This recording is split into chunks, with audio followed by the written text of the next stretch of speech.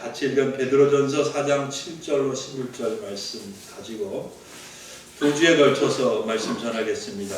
오늘 마지막 때 성도의 모습 첫 번째로 말씀을 전하도록 하겠습니다.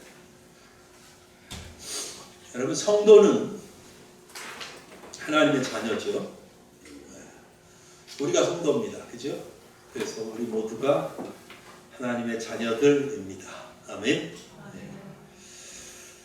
또 하나님이 하나님의 자녀들인 우리를 사랑하신다는 것 두말할 필요 없습니다.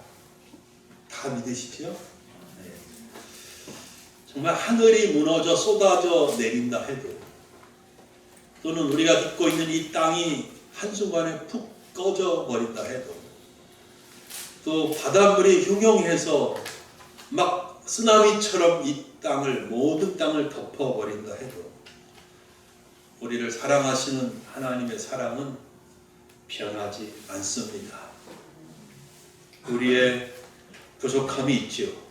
연약하죠. 그럼에도 불구하고 하나님은 우리를 끝까지 사랑하십니다. 아멘. 그러나 여기에서 우리가 잊지 말아야 할 한 가지 중요한 사실이 있습니다. 그것은 우리가 자녀들에게 기대하는 것이 있듯이 하나님도 구원하신 자기 백성, 자기 자녀인 우리들에게 기대하시는 것이 있다는 것입니다. 그것은 하나님께 영광이 되는 것이고, 저와 여러분 모두에게도 하나님의 은혜와 축복이 되는 일입니다. 그것이 무엇일까요?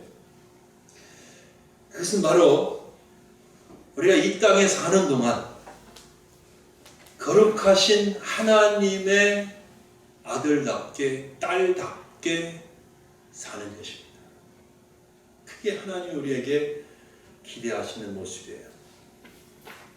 구약 성경을 읽어보면 하나님께서 선지자들에게 계속 선지자들을 통해서 말씀하신 것이 무엇이냐면, 이스라엘 백성들이 이웃을 사랑하지 않는다.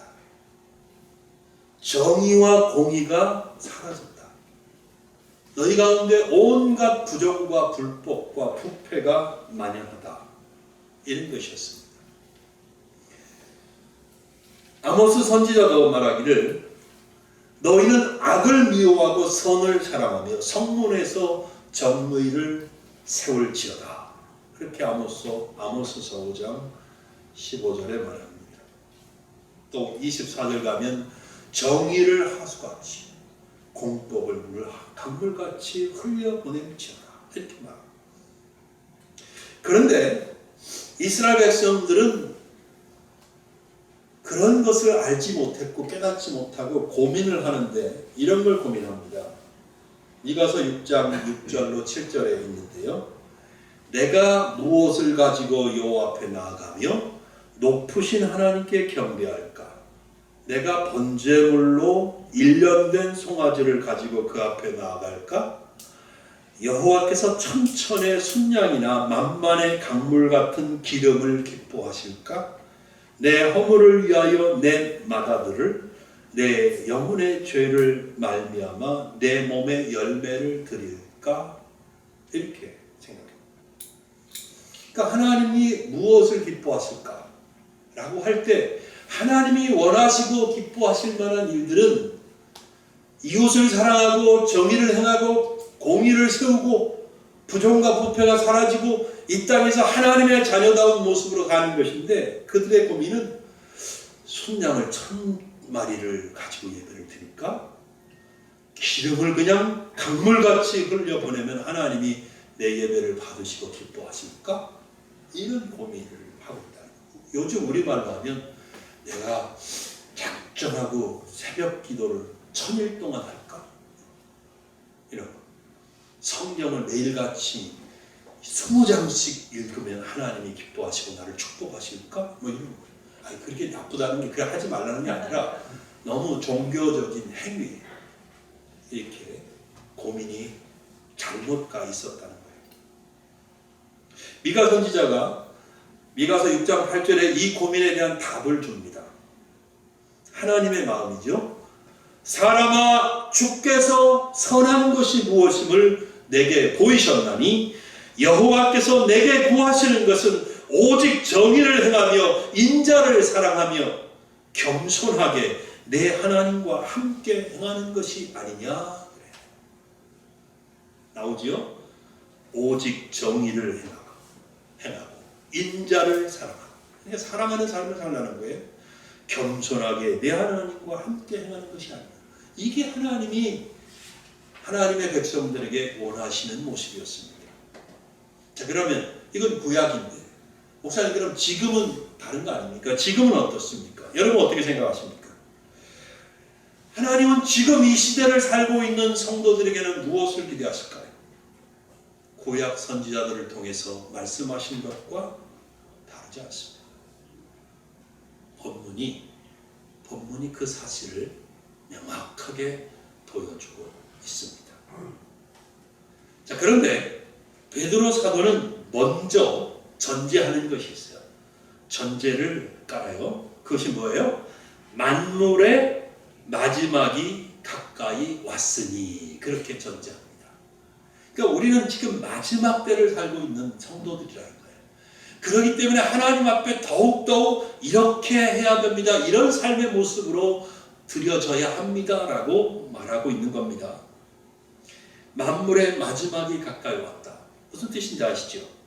예수님께서 심판의 주로 다시 오실 그날이 가까웠다는 거죠. 세상의 종말이 가까이 왔다는 말씀입니다. 베드로 사도는 정말 만물의 마지막, 세상의 종말이 가까웠다는 것을 의식하고 있습니다. 하물며 2000년 전에 사도 바울이, 베드로가 그렇게 의식했다면 지금은 이제 얼마나 더 가깝겠습니까? 만물의 마지막이 가까이 왔다는 사실, 여러분은 의식하고 사시나요?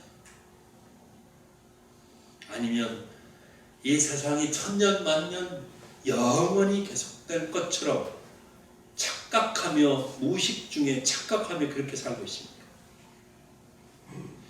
마지막 때에 나타날 징조에 대해서 예수님께서 말씀하신 것을 보면 정말 이제 마지막 때가 가깝다라는 것을 실감하게 되는데요. 이 마지막 때의 징조에 대한 말씀을 예수님이 하신 말씀을 마태도 기록하고 마가도 기록하고 누가도 기록을 했는데요. 그 중에서 이방인을 대상으로 기록되었다는 누가복음에 아주 비교적 더 자세하게 마지막 때의 징조들을 기록하고 있습니다. 누가복음 찾아보겠습니다. 누가복음 21장 7절부터 13절까지입니다. 조금 길지만 중요하니까. 누가복음 21장 7절부터 13절까지.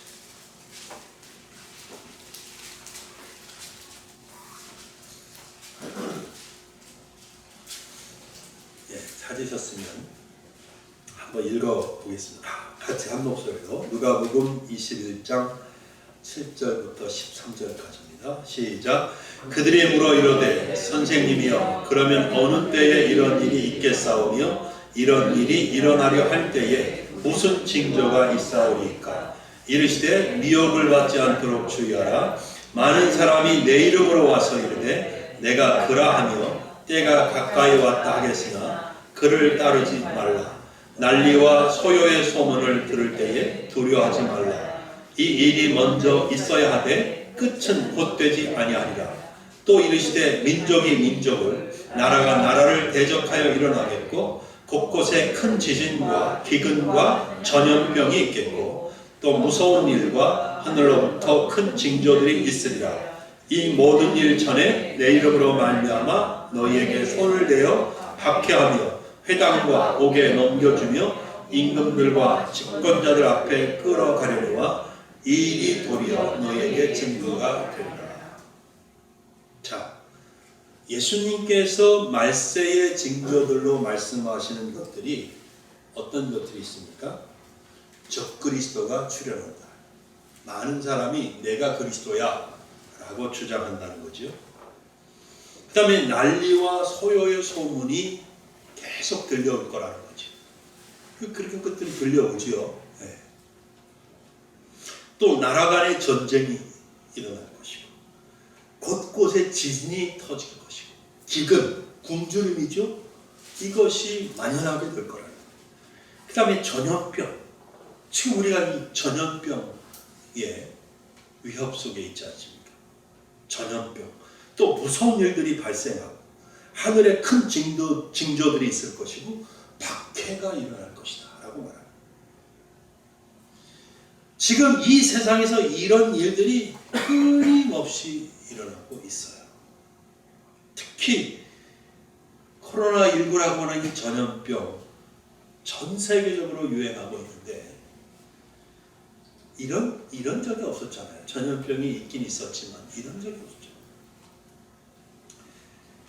또 미얀마 얘기 또 합니다만 미얀마에서 지금이 어느 시대인데 그런 일이 일어나고 있어요.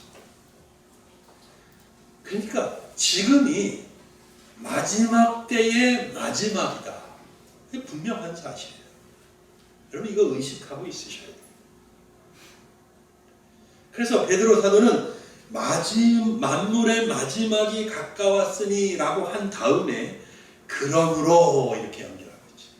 만물의 마지막이 가까웠으니 그러므로 이렇게 연결하면서 마지막 때를 살고 있는 성도들이 어떤 모습이어야 하는지를 말씀하고 있습니다. 자, 먼저 뭐라고 합니까? 너희는 정신을 차리고 근신하여 기도하라. 이렇게 말합니다. 한번 해볼까요? 너희는 정신을 차리고 근신하여 기도하라. 이 구절을요 다시 써보면 이런 의미입니다. 너희는 기도하기 위해서 너희의 기도를 위해서 정신을 차리고 근신해라. 이런 뜻입니다. 이렇게 말하는 것도 가능해요. 정신을 차리고 근신해라. 그래야만 너는 기도할 수 있다. 라고 말씀하는 거예요. 이해되시죠? 즉 목적이 뭐예요? 기도가 목적이에요. 기도가 목적입니다. 기도가 중요하다고 얘기하는 거예요. 여러분 마지막 때를 사는 성도는 반드시 기도해야 합니다. 여러분 기도하십니까? 왜냐하면 기도하지 않으면 살 수가 없어요. 성도가 기도하지 않으면 살 수가 없어요. 믿음을 지켜낼 수가 없어요. 성도가 마지막 때에 기도하지 않으면 여러 가지 시험이나 환난을 이겨낼 수가 없습니다. 기도하지 않으면 하나님이 원하시는 삶을 살아낼 수가 없고요. 하나님이 내게 맡겨주신 사명을 감당하는 것 자체가 불가능합니다. 기도하셔야 돼요. 기도하지 않으면 약해져서 유혹받아서 못해요. 그런데 베드로 사도는 이렇게 중요한 기도 생활이 유지되려면 두 가지가 필요하다라는 말을 하는 거예요.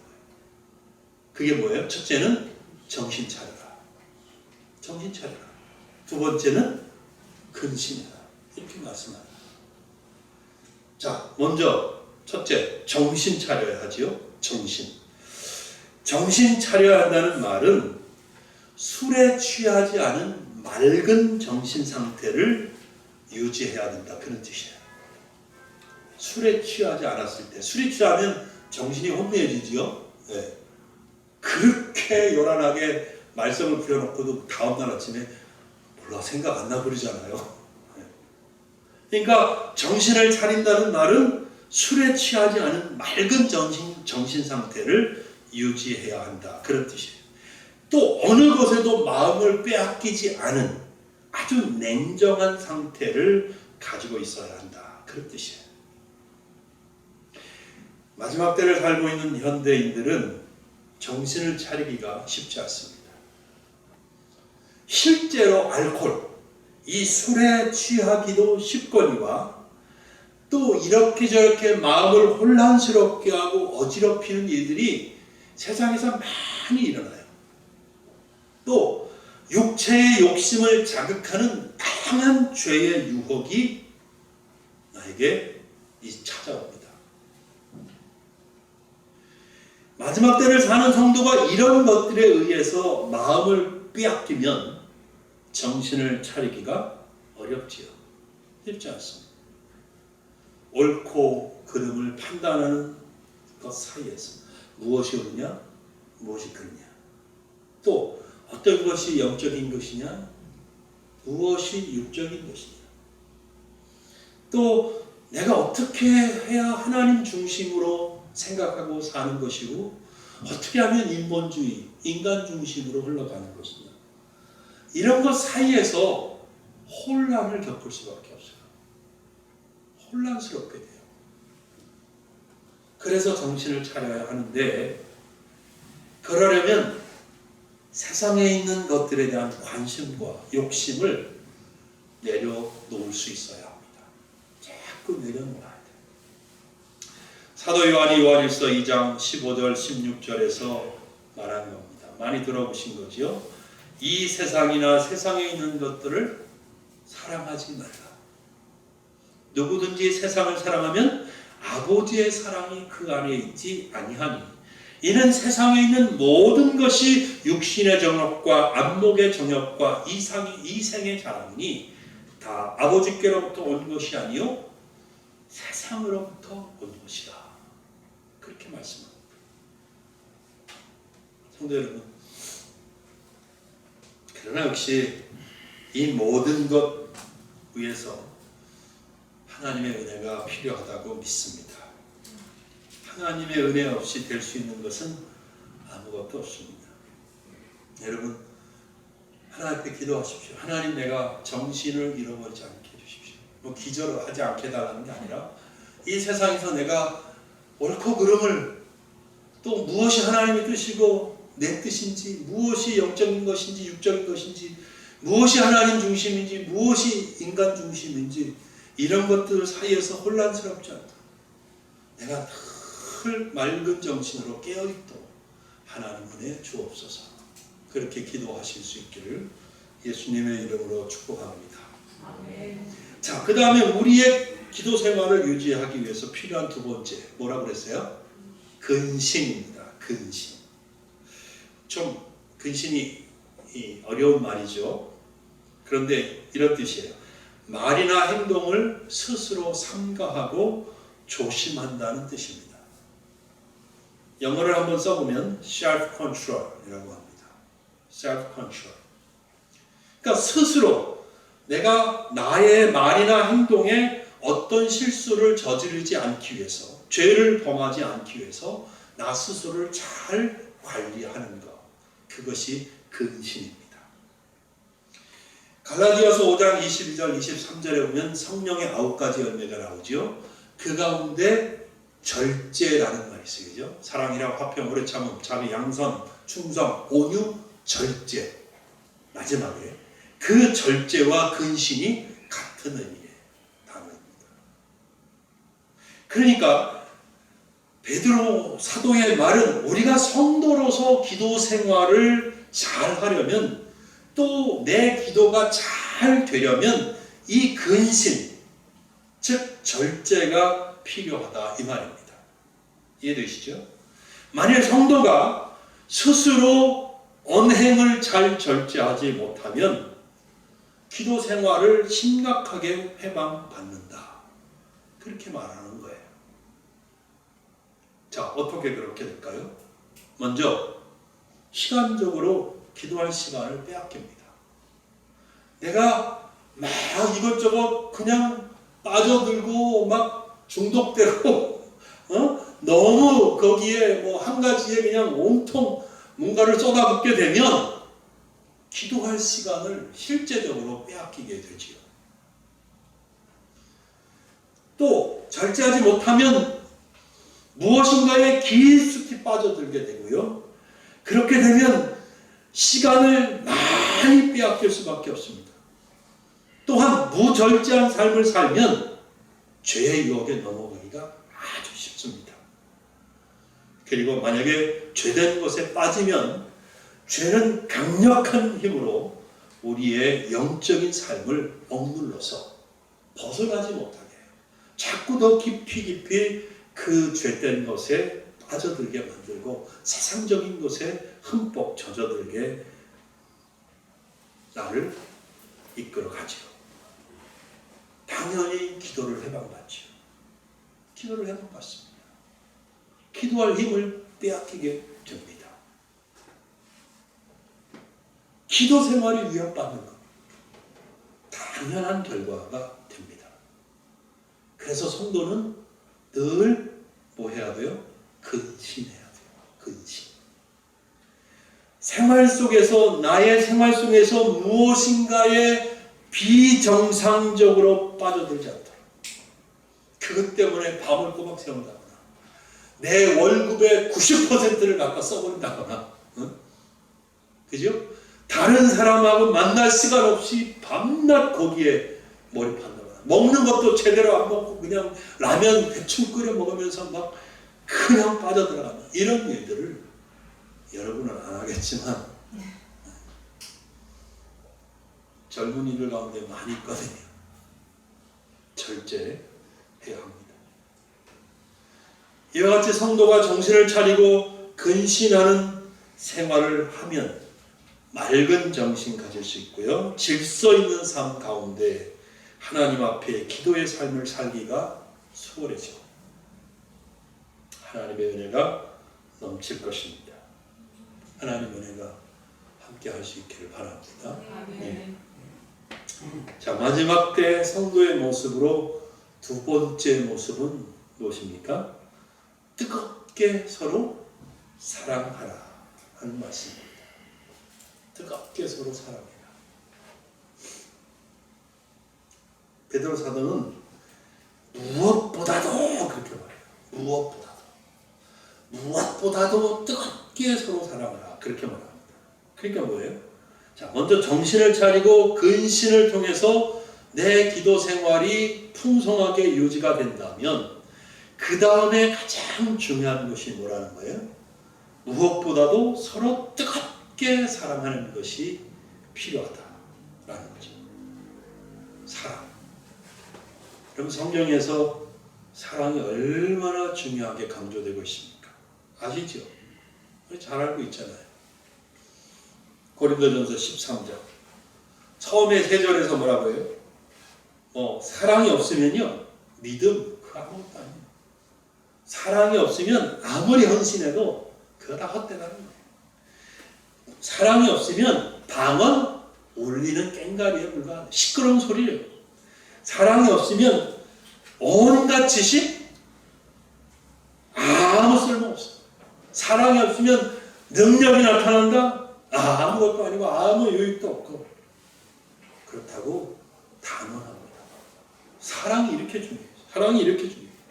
그 다음에 4절부터 7절까지 보면 사랑이 뭔지 어떻게 하는 것이 사랑인지 잘 말해주지요. 사랑은 오래 참고 오래 참으십니까? 아내를 오래 참아줍니까? 남편을 좀 오래 참아줍니까? 사랑하는 자녀 오래 참아줍니까? 사랑은 온유하며 시기하지 아니하며 사랑은 자랑하지 아니하며 참 우리가 자랑하고 싶어서 그럴 때가 있는데 내가 이 자랑하면 이 사람은 얼마나 또 마음이 헛헛해질까 그런 생각하면 그 사랑하는 마음으로 자랑하는 게 쉽지 않은 거죠.